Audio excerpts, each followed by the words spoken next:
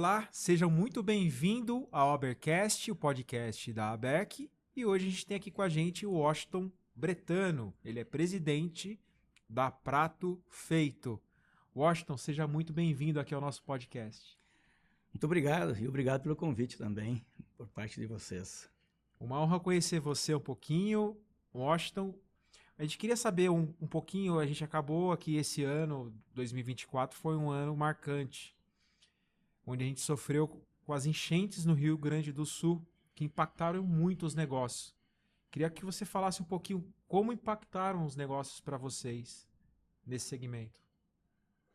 Sim, de fato, houve um impacto, sim, mas desde já eu vou adiantando que pode ser que até vocês se surpreendam um pouquinho com a minha opinião. Não, o impacto, na verdade, você está falando agora do nosso negócio? Isso, o impacto geral nos negócios de vocês e no negócio como um todo, do entorno, né? Os seus parceiros, enfim, todo o ecossistema.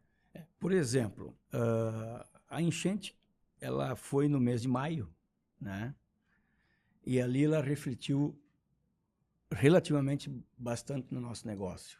Até então vinha normal, né, com um orçamento previsto e tudo ocorrendo dentro dos orçamentos, com as metas sendo atingidas e tal.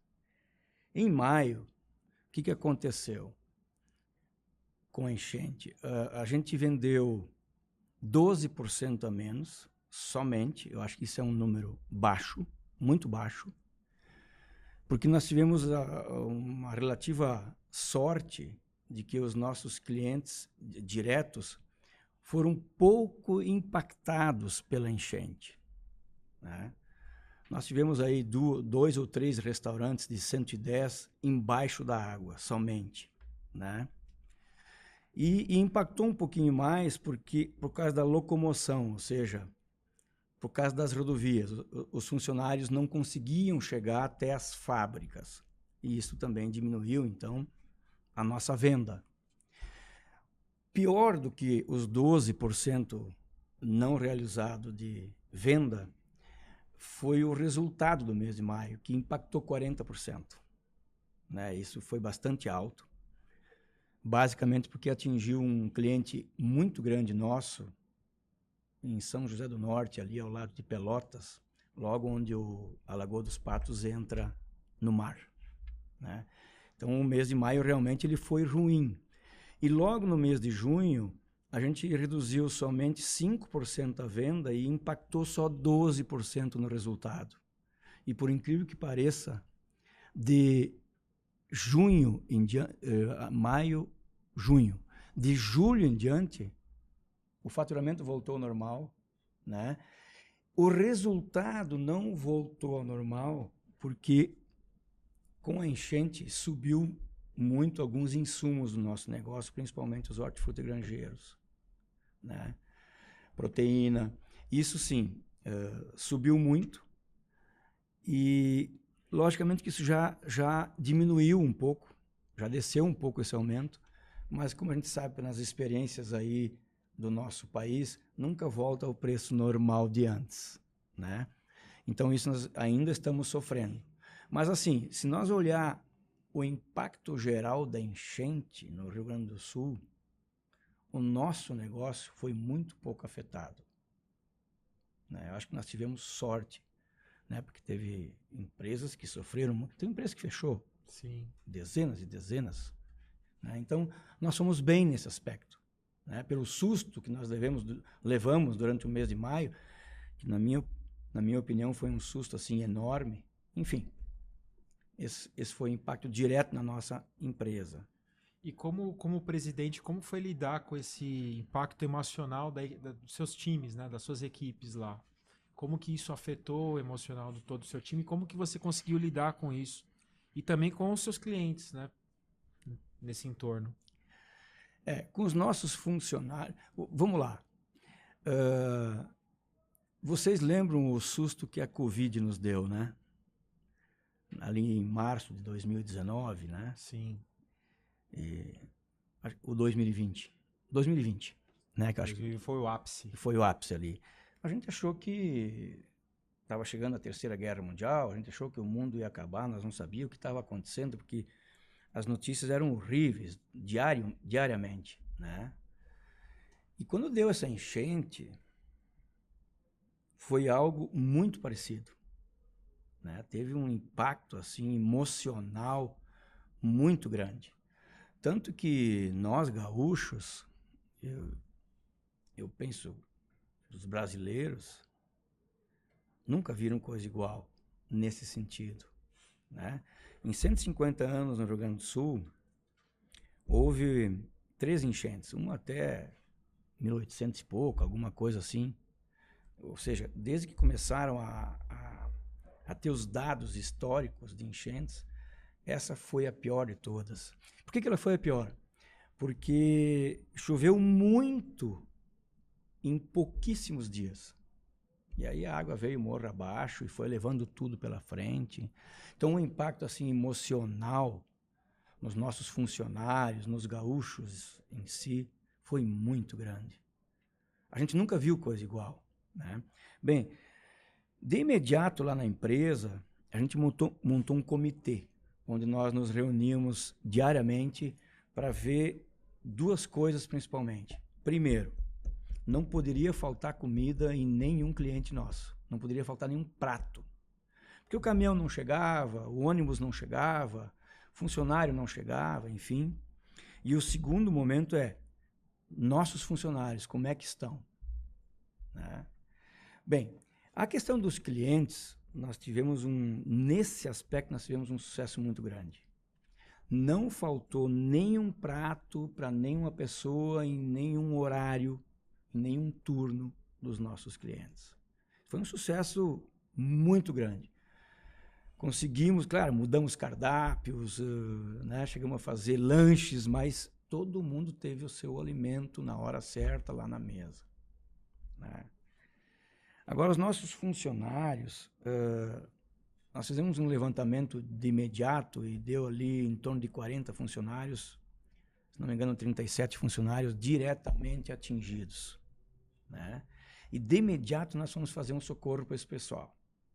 De imediato a gente deu um valor em dinheiro, a empresa deu, para que eles fossem num armazém, em algum lugar, comprar algum alimento, alguma comida, arrumar um lugar para dormir, né? Enfim, ajudamos no sentido material e emocional, né?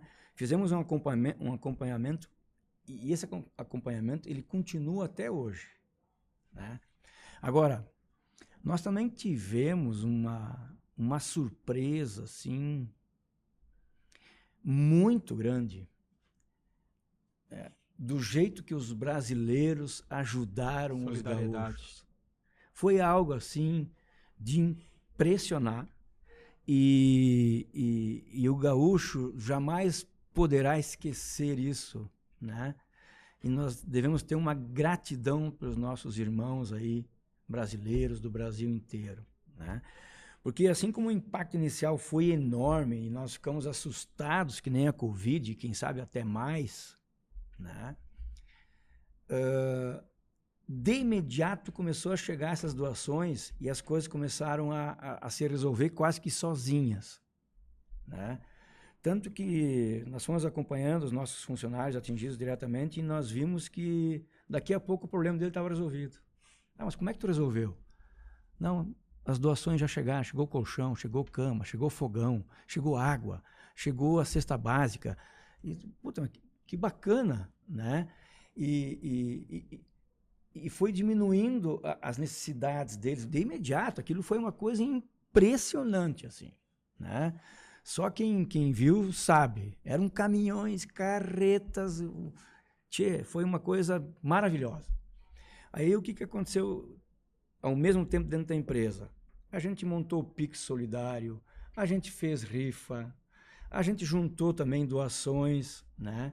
E por incrível que pareça, assim, dessas 37 pessoas, para vocês terem uma ideia, acabou ali em 3 ou 4 pessoas que nós tivemos que fazer uma ajuda maior, porque as outras se resolveram praticamente com as doações. Lembrando que o governo federal deu lá os R$ 5.100, que ajudou pra caramba também. O governo estadual teve também um projeto lá de R$ 2.000 e poucos, extremamente difícil de acontecer, mas alguns funcionários nossos conseguiram, poucos, mas conseguiram, né? Então, assim, houve esse impacto grande, mas ao mesmo tempo se resolveu rapidamente essa questão dos funcionários. Rapidamente, né? Impressionante. Agora, sobre o impacto, não sei se é nessa pergunta, ou se tu iria fazer essa pergunta depois. O impacto da enchente no estado do Rio Grande do Sul, nem nós gaúchos temos a verdadeira noção. Muito menos o restante do nosso país. Minha opinião particular, tá? Nós não temos noção do que aconteceu no todo. Foi muito grande. Foi uma coisa assim incrível.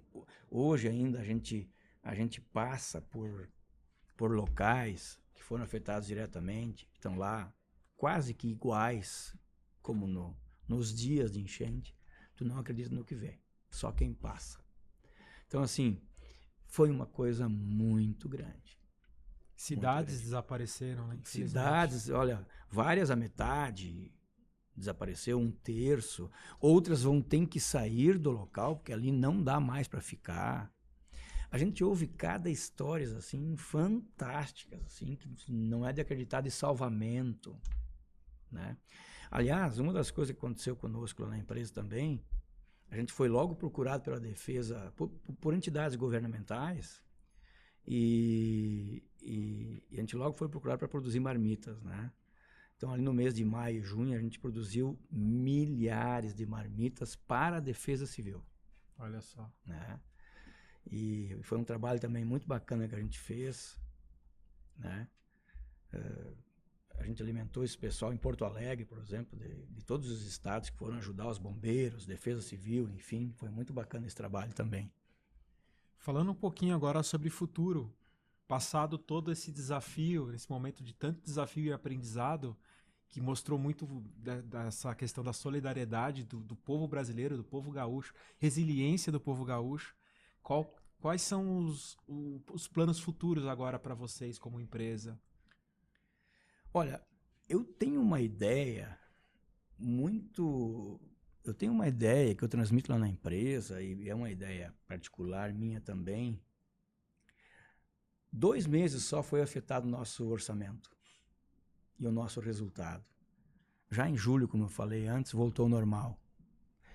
E assim, só quem viu sabe, as montanhas em Porto Alegre, Canoas, São Leopoldo, Novo Hamburgo e outras cidades de entulhos. É uma coisa assim, parece que explodiu bombas em tudo que é lugar. Porto Alegre até hoje não conseguiu recolher todos os entulhos nas ruas. Então é uma coisa impressionante. Esses entulhos são basicamente móveis, né, de dentro da casa, eletrodomésticos. Na minha opinião, o pessoal está repondo tudo isso, né? O nosso orçamento está até começando a crescer um pouquinho, porque as indústrias estão produzindo muito para vender isso. E quem é que não quer ajeitar, arrumar, organizar a sua casa imediatamente? Sim. Mesmo que tu não tenha dinheiro, tu vai dar um jeitinho. Sim. De pegar emprestado, de parcelar lá na loja e vai repor. E o Natal está chegando. Então, quem não fez tudo ainda, vai fazer até o Natal. Essa é minha opinião, tá? Uma opinião minha. Assim, a indústria vai produzir muito por causa disso. Aliás, o PIB do Brasil está crescendo, acho que tem outro aspecto aí, né? Nós trabalhamos basicamente só com indústria e a indústria está crescendo, está produzindo mais. Então, essa é uma opinião. A tua pergunta ela teve mais um aspecto. Isso, né? Com relação ao futuro de vocês como empresa, né? Você já comentou desse crescimento, desse ecossistema, praticamente afeta também os negócios de vocês, né? Tu fala da enchente em si? A enchente e esse pós-desafio, né? O aquecimento da economia, como você falou, impacta exatamente no seu negócio. Não, a gente está otimista, né? A gente está preocupado, né, com o projeto do atual governo, né, com a gestão da economia e das finanças, que eu acho que é muito preocupante. Né? Eu não vejo nenhum empresário, nenhum gestor preocupado com esse assunto. Né? Mas a roda está rodando legal. Né? Agora, a gente já viu alguns filmes aí, né, no passado, que na frente impactaram em crise. Então, assim, a gente não está com o pé no acelerador. Né? A gente está com a gaveta fechada para investimento. Então, nós estamos com o orçamento lá na empresa rodando, o orçamento está acontecendo, o resultado está acontecendo, mas a gente não está investindo nos negócios como a gente investiu, por exemplo, logo após a crise financeira, em 2008, que foi de 2009 a 2014, né? Que deu aquela crise política e econômica no país, que gerou 15, 16 milhões de desempregados. Né? E nós trabalhamos diretamente com a indústria. A gente foi muito afetado nesse período. Né? Nós lá na empresa fomos afetados diretamente e durou muitos anos para sair dela. Né? Então agora, cautela. Né? Para a gente finalizar aqui esse bate-papo, eu queria perguntar para você, Washington, o que a ABERC pode contribuir para melhorar as condições das empresas regionais? Olha, eu tenho 33 anos de empresa, de refeições coletivas, e logo no início da nossa empresa, eu não sei exatamente qual é o ano, a gente já se associou à ABERC. Né? Então, eu conheço muito bem a ABERC, eu fiz parte da diretoria por vários anos, e eu quero dar um elogio aqui muito especial para a ABERC, né, nesse nosso encontro aqui. Eu nunca vi a ABERC tão atuante como agora. Né? Hoje aqui, a gente está assim, muito feliz com o encontro e admirado, né, assim, com os assuntos colocados, com os temas colocados. Né? Eu vejo uma ABERC muito ativa, muito preocupado com o momento do Brasil, muito preocupado com o futuro, pensando na legislação, pensando na inovação, pensando na união do segmento. Né? Estamos vendo aí temas novos, né? Nunca comentado antes, no sentido de ajudar as empresas em sucessões familiares, na reforma trabalhista, que é uma coisa que preocupa muito os empresários do Brasil. Aliás, quanto mais tu entra no tema, quanto mais tu ouve, mais preocupado tu fica. Né? Então, esse papel que a ABERC está desempenhando é formidável. Parabéns aí pela gestão atual.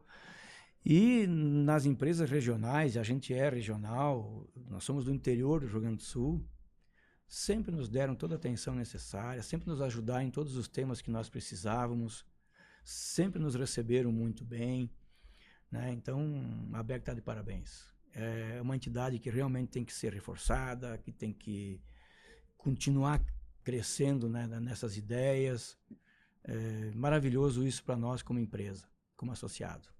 Washington, muito obrigado pela tua presença aqui no nosso podcast. Parabéns aí pelo propósito de vocês, por estar ajudando toda a comunidade ali no entorno, nesse momento mais desafiador que todo mundo precisava. E muito obrigado mesmo, prazer te conhecer. Obrigado pelo convite, obrigado aí pelas questões colocadas, e sempre que precisar da gente, a gente está à disposição para vir conversar e dialogar com vocês. Sucesso aí, tá bom? Obrigado, Washington. Eu falei aqui com o Washington Bretano, ele é presidente da Prato Feito. E você que acompanhou esse episódio, gostou, acompanhe os outros episódios desse nosso podcast especial nas principais plataformas da ABERC. Muito obrigado.